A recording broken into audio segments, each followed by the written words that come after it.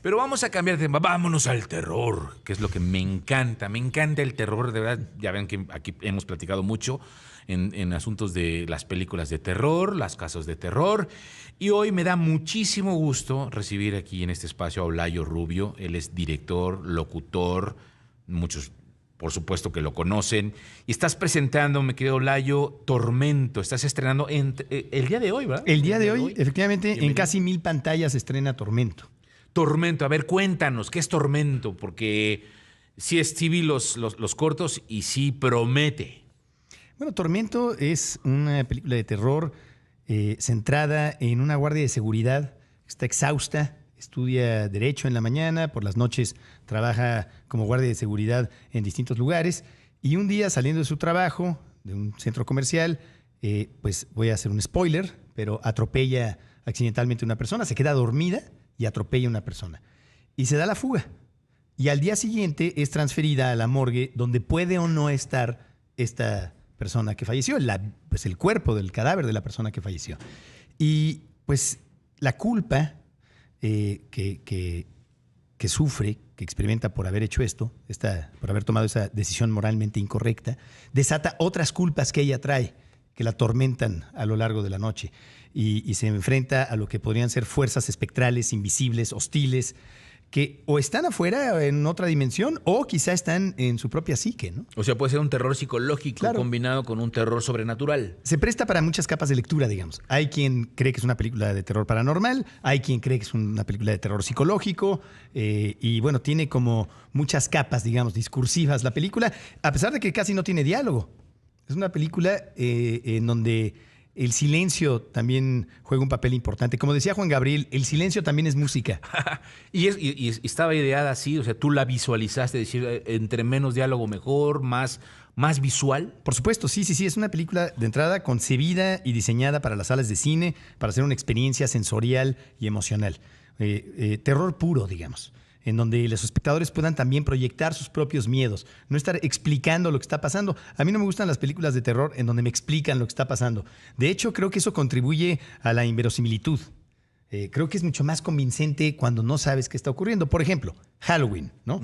La famosísima película de los 70 de John Carpenter. Tú no sabes por qué el asesino Michael Myers está haciendo lo que está haciendo.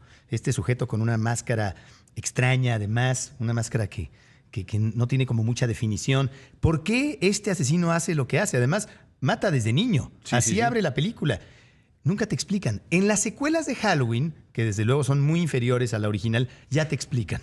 Y me parece muy innecesario, me parece mucho más interesante y creo que mucho más perturbador no saber por qué el mal se está cometiendo. ¿Me explico? Entonces, esta película, digamos que corresponde a esa categoría de películas que no te explican tanto. El Resplandor, The Shining, tampoco explica mucho. Sí, claro, porque y es una de las grandes películas del terror, exactamente, ¿no? Es eso, es terror atmosférico también, ¿no? Las atmósferas son lo que generan ese terror o esa perturbación. Esta película también se suscribe a la tradición de películas de terror atmosféricas. Qué importante es eso, ¿no? Crear esta, como tú dices, esa atmósfera que te haga meterse, que simplemente de verla, nada más, te empieza a generar esa angustia de decir, no, o sea, estoy adentro de la película, sí, ¿no? Porque de repente ves películas medio fresas que dices, pues es que hasta el escenario se ve chafa, se ve o falso, demasiado efectistas, ¿no? Exacto. Y cuando ves, hay películas muy caras, llenas de efectos, y porque sí estoy aquí hablando literalmente de efectos,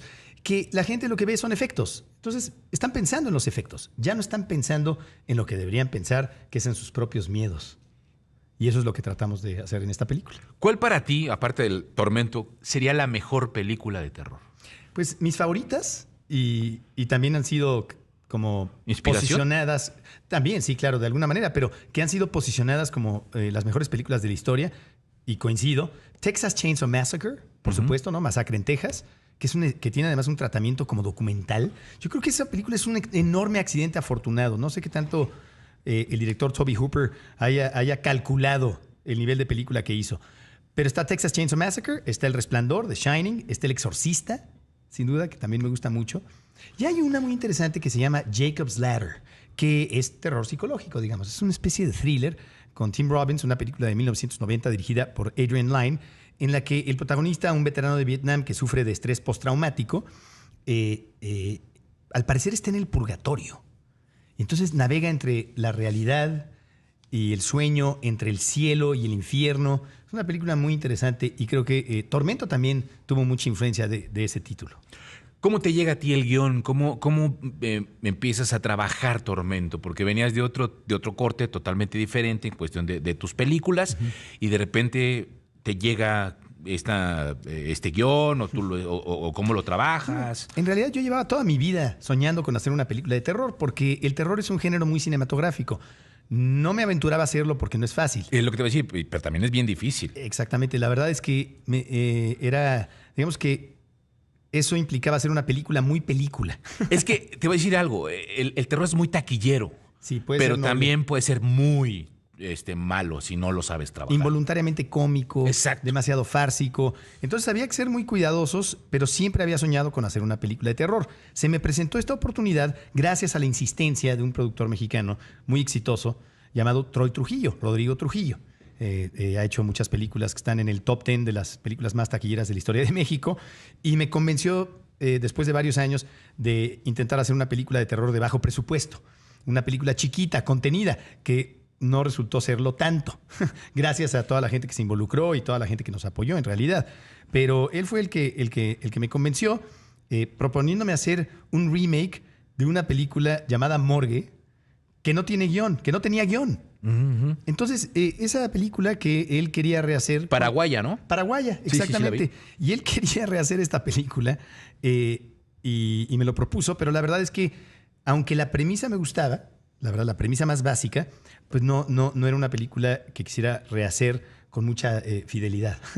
Porque es como casi, es muy infantil, es una película muy juvenil, es una película divertida y todo, pero la verdad es que me parecía pues muy superficial. Yo quería hacer algo con mucho más sustancia, quería utilizar el terror también como un vehículo para metaforizar ciertos conceptos, quería hacer algo más interesante, no pretencioso, pero sí sustancioso, algo más profundo, algo, pues aprovechar la oportunidad para hacer algo más interesante que la original. Entonces le pregunté que si podía hacerle cambios sustanciales al guión, y resultó que no había guión. O sea, Hugo Cardoso, el director de Morgue, tenía una libreta con apuntes. No había guión. Sí, él dijo que, bueno, si no mal recuerdo, decía que él se había basado nada más en los dichos y las historias que contaba, ¿no? Del hospital. Sí, pero es una película llena de ocurrencias injustificadas, muy divertida y todo, pero la verdad es que, pues cada director tiene una visión y su imaginación es diferente. Y yo desde que tengo memoria y hasta los 17 años, sufría de episodios de terror nocturno, episodios intensos de terror nocturno. Para quien no sepa qué es esto, los niños, a veces adolescentes, en mi caso, insisto, duró hasta la adolescencia, te despiertas de una pesadilla y continúa. O sea, cobras conciencia y elementos de la pesadilla se mezclan con elementos de la realidad. Es muy común entre los niños, pero ya no tanto entre los adolescentes, y eso me marcó.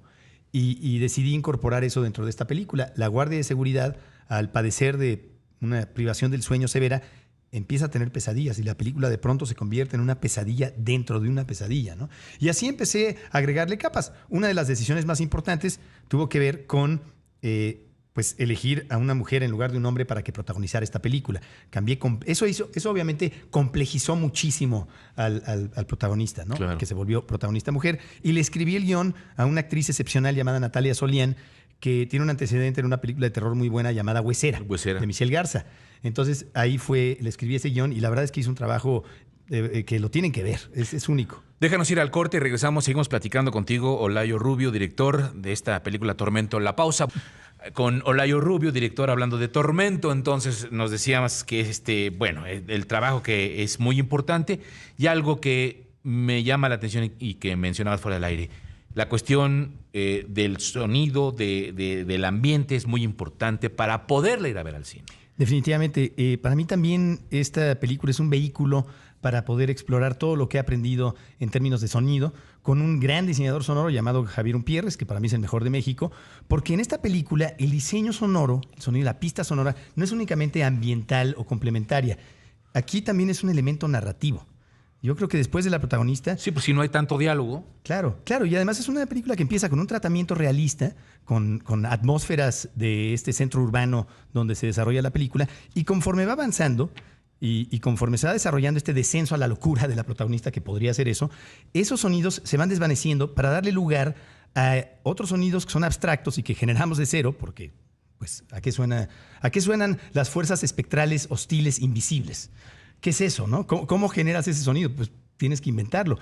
Y eso hicimos con Javier Umpierres. Y eso, pues, es como una especie de combinación entre diseño sonoro y música. Es un diseño sonoro tonal, disonante, ¿no? Porque esos pianitos tétricos del cine de los 70 ya no funcionan. Digo, nos puede encantar Tubular Bells, el tema del Exorcista, o nos puede encantar el tema de Halloween, que está basado en el del Exorcista, estos pianitos, pero hoy ya no sirven. Hoy son ya casi satíricos, ¿no? Hoy ya son vintage, retro, ya no funcionan igual, no tienen el mismo efecto. Entonces, nosotros pues más bien recurrimos a un sonido y a una música más contemporánea que es disonante, ¿no? Y que funciona mejor y que es más perturbadora. Ahora, te voy a hacer una pregunta, la pregunta de los 64,000. Cuando un director como tú hace una película como esta, como Tormento, porque hablábamos fuera del aire justo de este asunto de las secuelas y las precuelas y que se vuelve ya un momento en el que dices, ya estuvo. En algún momento tú sí, cuando visualizas y armas tu guión, que tuviste esta gran oportunidad, por lo que decías, de hacer tu propio guión ya, o puedes pensar en una segunda parte o no. No. Jamás en la vida. A ver, coqueteamos con la idea de broma. Si le va muy bien, quizá Troy Trujillo quiera hacer una secuela. Pero no, la verdad es que es la experiencia de un solo personaje que bueno, tiene ya una conclusión dramática satisfactoria, definitivamente. Yo creo que no debe tener una secuela una película así. Pero bueno, yo no tengo los derechos patrimoniales. Tengo los derechos autorales, pero no los derechos, en este caso, ¿no? Yo creo que no. Podríamos hacer otra película. También la gente quiere originalidad, ¿no? Claro. Yo creo. Basta de... Mira, es curioso porque las únicas películas que al parecer están funcionando son las franquicias, ¿no? Así Toy Story y el terror, ¿no? Justamente porque la gente quiere vivir una experiencia sensorial y emocional en las salas de cine, como tú, ¿no? Como lo mencionabas fuera del aire. Pero, no sé, como que yo creo mucho más en la originalidad. Hay que tratar de... muchas de las grandes películas de los 80 que cambiaron la industria del cine eran originales. E.T. es una película original, no está basada en un libro, no es un juguete. Lo mismo Raiders of the Lost Ark, ¿no? Indiana Jones, etcétera, ¿no? Sí, crean su propia personalidad y de ahí van siguiendo. Y siempre la primera es la buena. Bueno, El Exorcista 2, a pesar de que tiene un score de Ennio Morricone, regresó Linda Blair, etcétera, es realmente una broma de película. Después de que El Exorcista pues sí puede ser la mejor película de terror de la historia. Yo también lo considero, por eso decíamos hace un rato. Creo que a veces la segunda parte, esta ambición de seguir en esos temas, me parece que rompe ya con el esquema y que de alguna forma también rompe con este hito de decir, es que es una gran película, pero la segunda parte ya no me gustó, excepto las de Rocky, creo que a todo Rocky mundo 3. les gusta. Rocky 3. ¿No? Todos deben... Yo es la primera película que vi en mi vida en un autocinema en San Diego. Rocky 3 es posiblemente una de las mejores películas que he visto y se está reevaluando. Un director muy bueno que se llama Benny Safdie acaba de hacer una película llamada The Smashing Machine con The Rock, ¿no? Y él se inspiró mucho en Rocky 3. Está muy bien fotografiada además Rocky 3. Rocky 3 es la primera película de Rocky donde pierde. Sí, bueno, la primera es buenísima. Sí, en la primera empata. En la segunda gana. No, en la primera pierde. Bueno, pierde, pero no empata. Sí, en la primera pierde, en la segunda empata. Ah, claro, en la primera pierde, pero gana. Ajá. En la segunda empata y en la tercera pierde. No. No, perdón, en la primera empata, acuérdate, empata. En la segunda gana y ya se vuelve el campeón. Ah, no es cierto, le dan el triunfo a Apollo Creed. Apollo Creed en la Sí, primera, cierto, por eso sí, le pide la revancha de Rocky Pero 2. como aguanta, claro, como no lo puede noquear. exactamente, gana. Fue una derrota con sabor a triunfo. Así es. En la segunda empata y en la tercera pierde, ¿no? Pierde el título con Mr. T porque se confía. Sí, cierto, tienes razón. Gracias, Olayo. Bueno, no te vayas, aquí quédate con nosotros. Olayo Rubio, Tormento, que ya está hoy en todas las salas, en muchas salas, 1000 salas, decías, ¿no? Casi 1000 pantallas. 1000 pantallas, Sí. Entonces, bueno, vayan a ver Tormento y